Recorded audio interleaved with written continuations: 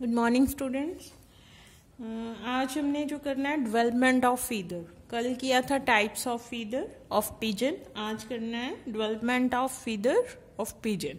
ठीक है, तो फिगर करनी है 9.7। ठीक है, आपकी बुक में दी हुई है, ये आपने सारे के सारे ड्रॉ करने हैं, लेबलिंग करनी है अच्छे से, इसकी प्रैक्टिस करनी है। ठीक है, तो फीदर की डेवलपमेंट में मतलब बेसिकली आपने इसमें पढ़ना है कि कैसे फीदर बनता है on the body of the pigeon. ठीक है, तो ये जो स्टार्टिंग है that is a portion of the skin. ठीक है, जो आपको दिख रही है, outer most layer is known as the epidermal layer and नीचे वाली लेयर है जो, ठीक है, इज कॉल्ड डर्मिस। ठीक है, एपिडर्मिस डर्मिस। अब जो एपिडर्मिस है स्किन में, ठीक है, वो थोड़ी सी ऊपर को उठ जाती है जब फीदर जहां से बनना होता है, तो that is known as the feather papilla. जो उभरी हुई स्किन है, ठीक है, उसको बोलते हैं फीदर पैपिला। फीदर पैपिला आगे जाके बन जाता है फीदर जर्म। ठीक है, फीदर जर्म क्या है? जर्मिनल वर्ड कब यूज करते हैं? जब किसी भी न्यू चीज का ओरिजिनेट होना होता है उन सेल्स से, तो उसको फीदर जर्म या फीदर जर्मिनल सेल्स बोलते हैं। ठीक है, तो ये पोर्शन जो थोड़ा सा इलोंगेट हो जाता है, इसको बोलते हैं फीदर जर्म। ठीक है, और जो सिंक हो जाता है थोड़ा सा पोर्शन, ठीक है, पैपिला का एक पॉकेट बन जाती है, उसमें सिंक हो जाता है, it is known as feather follicle. जो सिंक्ड पोर्शन है फीदर फॉलिकल, जो उभरा हुआ इलोंगेटेड पोर्शन है नोन एज फीदर जर्म। ठीक है, आगे क्या है, जो ये फीदर जर्म है, इसकी जो आउटर मोस्ट लेयर है, जो एपिडर्मल लेयर थी, वो क्या हार्ड हो जाती है। ठीक है, हार्ड हो जाती है, थोड़ी सी कॉर्निफाइड हो जाती है जिसको कहते हैं, तो वो क्या, उसको बोलते हैं हम पैरिडर्म लेयर। ठीक है, आउटर मोस्ट, उसके अंदर क्या है, छोटे छोटे रिजिस बन जाते हैं, जो क्या फर्दर फ्यूचर में बार्ब्स बनेंगे। जो हमने कल स्ट्रक्चर पढ़ा था बार्ब्स का, वो यहाँ से जो सेंटर वाला पार्ट है रिजिस से, आफ्टर रिजिस से समटाइम के बाद वो डेवलप हो जाते हैं। ठीक है, तो नीचे जो रिजिस के नीचे वाला पोर्शन है, it is known as feather pulp. ठीक है, अब फीदर पल्प में क्या है, ब्लड वेसल्स भी होएंगी, नर्व सप्लाई भी होएगी। ठीक है, फीदर्स को अगेन नीचे वाला वही आ जाता है फीदर फॉलिकल। ठीक है, नेक्स्ट ई जो डायग्राम है, सॉरी एफ डायग्राम में देखो आप, ये जो सेंटर वाला पार्ट है, ठीक है, टीएस सेक्शन दिया हुआ है इन्होंने, तो ये जो छोटे छोटे से कॉन्वोल्यूटेड ट्यूब्स लग रही हैं, ठीक है, इसको बोलते हैं बार्ब्स। ठीक है, ये डेवलप्ड बार्ब्स हैं, लेकिन जब ये डेवलपिंग स्टेज में होते हैं तो इनको बोलते हैं हम लोग रैकिस। रैकिस जो है, जो डॉर्सल साइड पे दो बार्ब्स थे, ठीक है, तो वो क्या है बेटा, एकदम से बाकी की जो बार्ब्स हैं उनसे ज्यादा उनकी ग्रोथ हो जाती है फ्यूज्ड फॉर्म में। ठीक है, आपस में दो बार्ब्स फ्यूज थे, डॉर्सल साइड में थे जो, और क्या है, उनकी ग्रोथ ज्यादा होती है in comparison to their neighbouring barbs, तो वो क्या बनाते हैं, रैकिस। रैकिस क्या होती है, सेंट्रल हार्ड पार्ट होता है। ठीक है, तो उसके ऊपर बाकी के जो बार्ब्स हैं वो उनकी अटैचमेंट रहती है। ठीक है, पीछे हमने स्ट्रक्चर किया है कल, तो ये आपने करना है। ठीक है, तो ऐसे ही अब फुली डेवलप्ड जो विंग है, सॉरी फीदर है, उसमें क्या रहता है, ये बार्ब्स दिखाए हुए हैं जो लाइन से रहती हैं, और सेंटर में रैकिस है, उसके ऊपर ये अटैच्ड रहती हैं। नीचे इन्होंने यहाँ पे ब्लड वेसल्स पल्प में दिखाई हुई हैं, एंड लास्ट में क्या है, नर्व एंडिंग्स में रहती हैं इसके। तो it is all about the development of feather. ठीक है, नाउ व्हाट इज पहले फंक्शन से पहले हम मोल्टिंग करते हैं। मोल्टिंग क्या होते हैं, what is a moulting? Moulting होता है shedding and replacement of a structure. ठीक है, स्पेशली स्किन और फीदर्स के केस में मोल्टिंग वर्ड यूज करते हैं। जब फीदर्स हैं, जो ओल्ड फीदर्स हैं, वो शेड कर देते हैं पिजन्स, उसके जगह पे न्यू फीदर्स आ जाते हैं, तो उसको बोलते हैं बेटा मोल्टिंग। मोल्टिंग इसमें पिजन में एनुअली होती है, साल में एक बार होती है, ज्यादातर ये समर जो सीजन है उसमें होती है। ठीक है, तो नेक्स्ट आ जाता है what is the function of these feathers. Obvious है, एक तो ये विंग्स बनाते हैं मिलके, ठीक है, which is a flight organ of the pigeon, ठीक है। नेक्स्ट है लाइटनेस देते हैं, बॉडी को हल्का रखते हैं, इंसुलेट करते हैं फ्रॉम द हीट, पानी अंदर नहीं जाने देते स्किन तक, ठीक है, तो ये इंसुलेशन है from the heat as well as from the water, ठीक है। और क्या है, ये जो वाटर का ट्रांसपिरेशन रेट है वो भी कम करते हैं और रिड्यूस द, ठीक है, water from the body surface, prevent the water from reaching the skin, दोनों ही करते हैं, पानी अंदर भी नहीं जाने देते और स्किन से इवेपोरेट भी नहीं होने देते।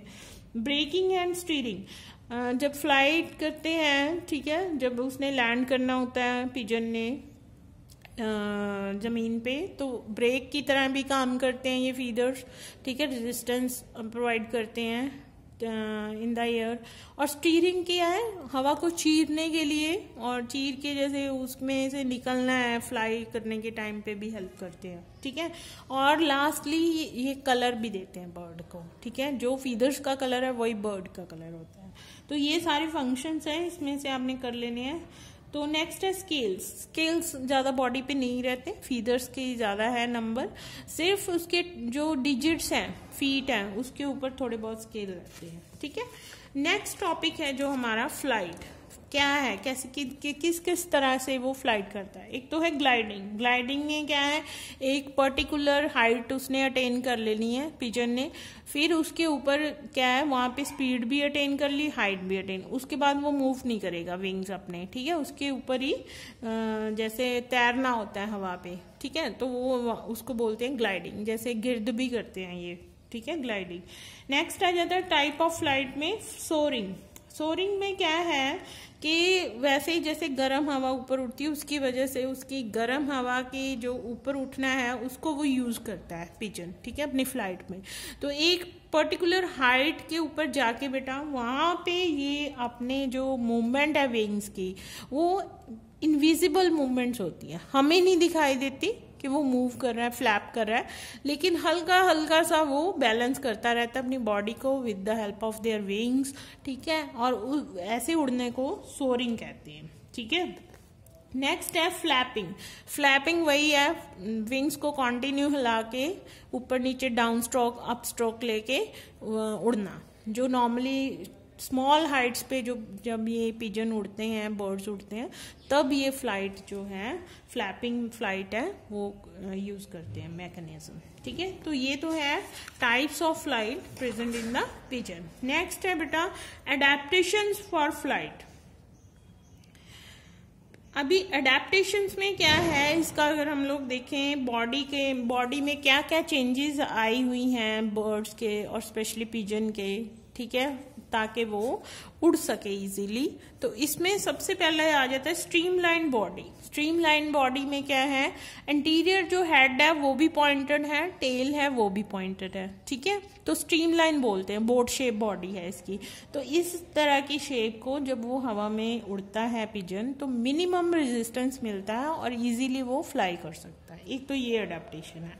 नेक्स्ट आ जाता है फ्लाइट ऑर्गन्स। फ्लाइट ऑर्गन्स क्या है, ऑब्वियसली जो इसके 4 लिम्स हैं वो क्या मॉडिफाई हो गए हैं इनटू द विंग्स, ठीक है, लिम्स थे जो विंग्स में कन्वर्ट हो गए हैं, ठीक है, for the purpose of flight, ठीक है। तो ये एक तो ऑर्गन ऑफ फ्लाइट आ गए। आगे flight muscles, they are very important. There are 2 types of muscles are present, pectoralis major and pectoralis minor। जो pectoralis major है वो नीचे आने को डाउन स्ट्रोक लेने में हेल्पफुल रहती है, जो pectoralis minor है वो ऊपर जाने के लिए काम करती हैं मसल्स, अप स्ट्रोक कहते हैं जिसको, ठीक है। तो ये दोनों मसल्स हैं जो very developed and modified muscles हैं और इम्पॉर्टेंट मसल्स हैं, ठीक है, पिजन में फ्लाइट मसल्स। नेक्स्ट आ जाता है skeletal surface for the flight muscles. अभी इसमें क्या है, जो बर्ड्स में स्पेशली एक स्ट्रक्चर होता है, बोनी स्ट्रक्चर होता है, दैट इज नोन एज कील, विच is present at the centre part of the body, ठीक है। सेंट्रल जो पार्ट है बॉडी का, वहां पे एक हड्डी होती है इनमें स्टर्नम की, ठीक है, उसको बोलते हैं कील। उसके ऊपर जितने भी मसल्स हैं, फ्लाइट मसल्स हैं, वो सारे के सारे उसके ऊपर अटैच रहते हैं. So it is very important part of the skeletal system of the birds. ठीक है, तो कील उसको बोलते हैं. तो ये जो स्ट्रक्चर है keel, that is a specialised organ which is present only on in the birds. ठीक है, तो ये क्या सरफेस प्रोवाइड करता है for the attachment of all the muscles. ठीक है, ये भी एक अडेप्टेशन है. नेक्स्ट आ जाता है एनर्जी फॉर द फ्लाइट. अभी जो फ्लाइट मैकेनिज्म है उसका जो उसमें बहुत ज़्यादा एनर्जी चाहिए बर्ड को. ठीक है, और एनर्जी कहाँ से प्रोड्यूस होती है? It is directly link to the respiration. ठीक है, एंड सर्कुलेशन.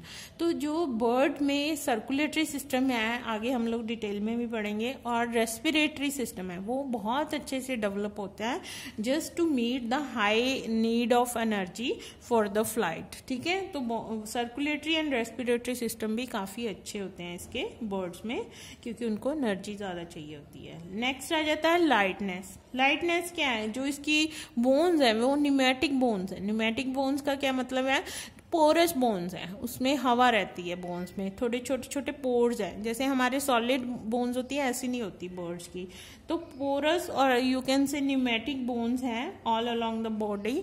ठीक है, तो इसके वजह से जो उसकी बॉडी है उसका वेट ज़्यादा नहीं होता और इजीली वो हवा में उड़ सकता है. Next comes to the rigidity. Rigidity का क्या मतलब है कि फ्लेक्सिबिलिटी प्लस उसमें स्ट्रेंथ होनी चाहिए बोन्स में उसकी. ठीक है, तो वो कैसे आती है? By the fusion and flatting of bones. ठीक है, आपस में कंबाइन रहती हैं बोन्स, प्लस उनका जो स्ट्रक्चर है वो क्या रहता है बेटा? फ्लैटन रहता है. ठीक है, उस वजह से क्या रहता है? इनका रिजिड होती है, स्ट्रांग होती है बोन्स. नेक्स्ट आ जाता है इक्विलिब्रियम.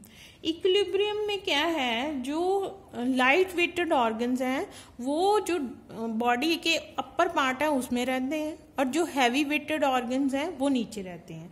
तो उस वजह से क्या है, एक तो ग्रेविटेशनल फोर्स अच्छे से काम करती है, और प्लस वो क्या है, जैसे टर्न लेना होता है हवा में तो वो भी इजीली ले सकता है. जैसे लाइट वेट ऑर्गन्स होते हैं, लंग्स हैं. ठीक है, तो वो क्या लाइट वेट ऑर्गन है, वो ऊपर रहेगा. जैसे डाइजेस्टिव सिस्टम है वो हैवी वेट ऑर्गन है, वो नीचे रहेगा. तो ऐसे करके उसके ऑर्गन्स की डिवीजन हुई होती है, कौन से ऊपर रहेंगे कौन से नीचे रहेंगे. ठीक है.